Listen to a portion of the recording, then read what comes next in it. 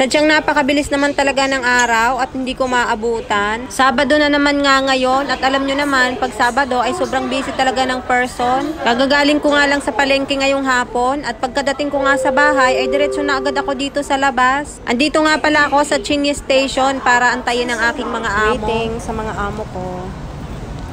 Pupunta sila ng Disneyland, kaya imimit ko sila para kunin yung mga gamit na iuwi ko sa bahay. Mga 10 minutes na siguro ako nag-aantay dito. Nakataksi daw sila. Nakita ko na. Yan na, parating na. Nakuha ko na kanilang mga daladala. Gamit niya yung trumpet. Kinuha ko. Iuwi ko na to sa bahay. Dapat lalabas pa ako eh. Kaya lang, dami kong bitbit. Bukas na lang siguro. Nagmamadali pa ako kanina kasi akala ko, malilate na ako. Kasi sabi niya, 6 o'clock daw. Tapos ang tagal nung bus. Nai-stress na naman ako kasi akala ko malilate na ako. Pero buti naman, late sila. Pagkababa ko nga sa escalator ay andito na agad ako sa bus station. Hindi naman din kasi ito kalayuan, train station, kaya mabilis ko lang siyang narating. At pagdating ko nga dito ay mukhang kaalis nga lang ng bus dahil wala namang taong nakapila. Ay naku, walang bus. Mukhang kakaalis lang. Kasi walang tao. Usually kasi may nag-aantay dito eh. Tagal-tagal pa akong mag-aantay.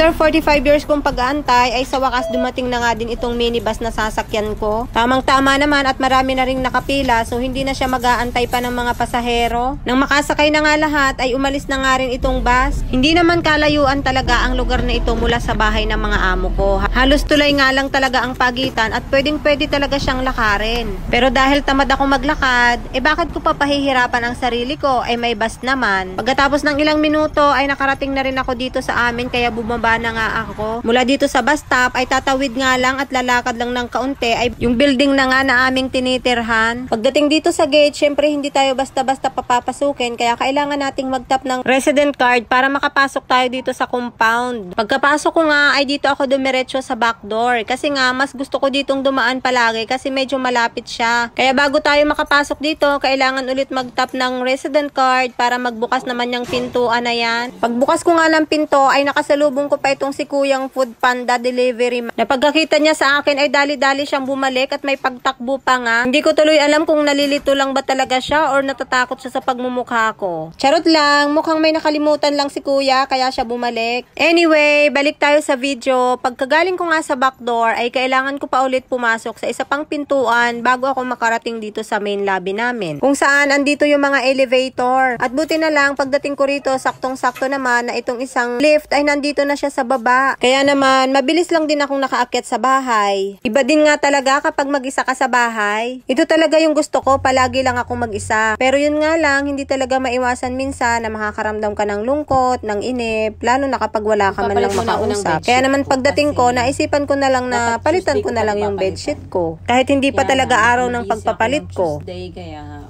wala naman akong ginagawa ngayon. So, ngayon na lang, para bukas, tuyo na siya. So, isasalang ko na to sa washing machine. Para Tuesday, damit ko na lang ang lalabhan ko. Diba? Dalawa ang unan ko. Hirap kasi magpalit ng bedsheet dito. Kaya gusto ko, pagka may time ako, magpapalit na ako. Kasi, mabigat yung mga mabigat yung bed. Pink na lang ulit.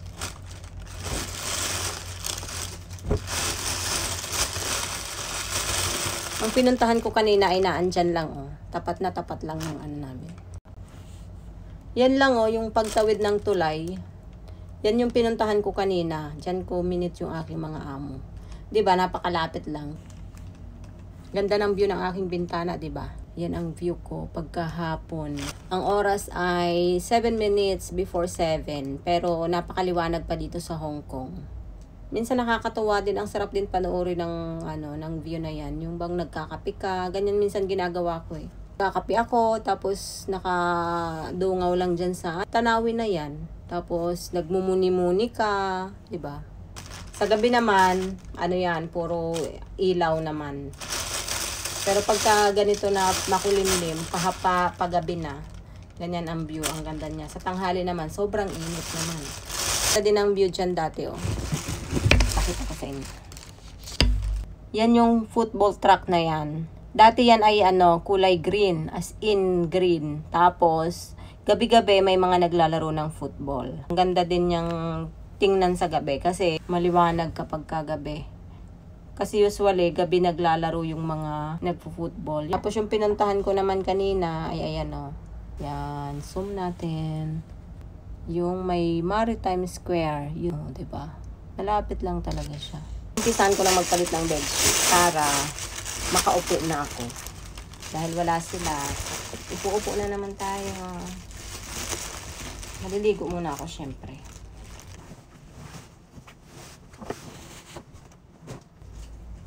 Mahirap kasi magpalit ng bedsheet dito kasi napakasikip. Wala ba siyang space para umurong-urong ka? Pa naman pag nagpalit ng bedsheet ay gusto ko yung fit na fit talaga.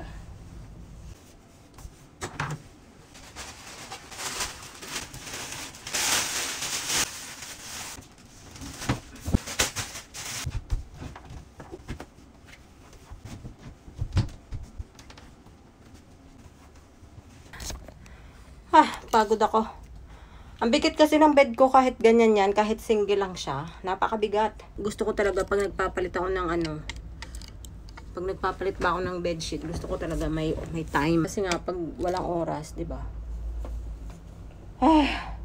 Ang pagod. Ang liwanag pa dito, di ba? Sobrang liwanag pa talaga. Alas 7 na, magsi 7:05 na. Liwanag pa rin. Ganyan kasi pag summer dito. Pag winter naman, alas 5 pa lang, madilim na. Bango pa naman kumot ko. Tuesday ko na yung lalaban.